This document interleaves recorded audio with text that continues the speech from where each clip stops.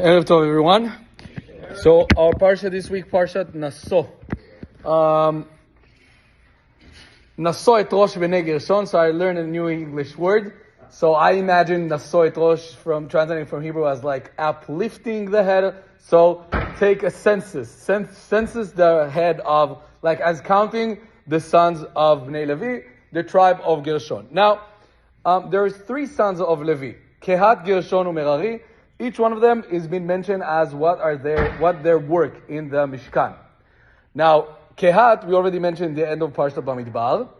So, if we're trying to understand simple, the verse says, Naso et Rosh Bnei Gershon, Gam Hem, as well, there also, don't forget about them. Simply, it's just because we mentioned already Kehat, so remember there's also Gershon and Merari we're mentioning now. Now, I read from Rabbi Zach's a beautiful understanding about what's the Gam Hem, what is the as well, why it's specifically about them, because later on, a few verses after that, we're saying about Merari, there's no Gam Hem. I mean, there's no need to say there also.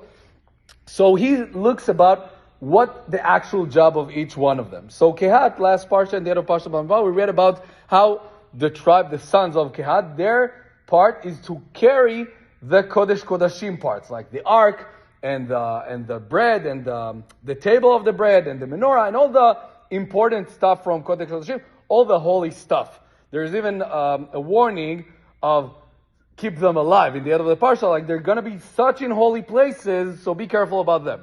So that's Kehat. Merari, which we read like a few verses after that, they're carrying all the simple stuff, all the woods, all the things that we build from them, the actual Mishkan. So if we're talking about Kehat, they're carrying like, the big stuff, the sheer stuff, and Merari carried the most simple stuff. And Gershon, we read them, they're carrying the curtains or the fabrics. Something which is not exactly, that's not the building itself. It's definitely not like one of the holiest stuff, but it's not also the simplest stuff.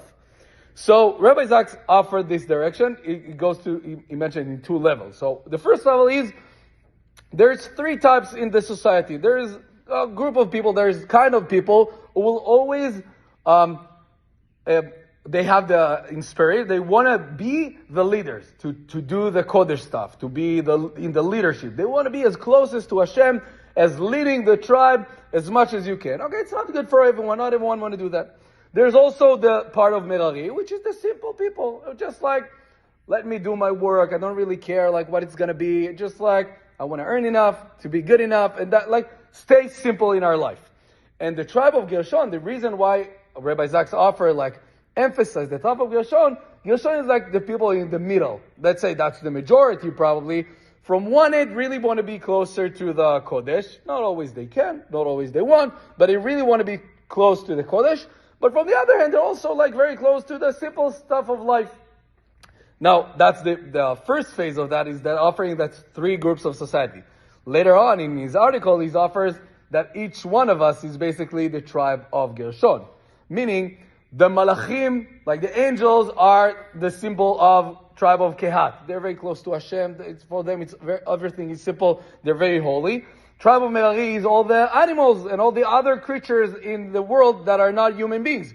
Maybe also not Jews. Maybe some would say, but they're in the simple way. They don't know Hashem. They're not really close to Hashem. They're just in being simple in the world. And us, the human beings, each one of us have the part of, from one hand, we really want to be close to Hashem. We're really inspired to be as holy as we can and close to Hashem as much as not stuck in the simple stuff and boring stuff of life. But on the other hand, we live in this world and we really know that we really need to deal with all the problems of this world. So maybe he offers eventually the reason why the Parsha emphasizes the tribe of Gershon specifically is to tell us that's fine. That's fine. Maybe you're never going to get to the level of Kehat. Maybe it's too high for you.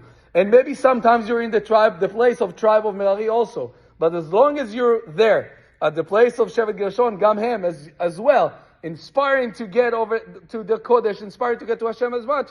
So maybe because of that, all the Parsha is named after them. And this is recognizing our effort to always inspire to go the extra step, the further effort to get to Hashem.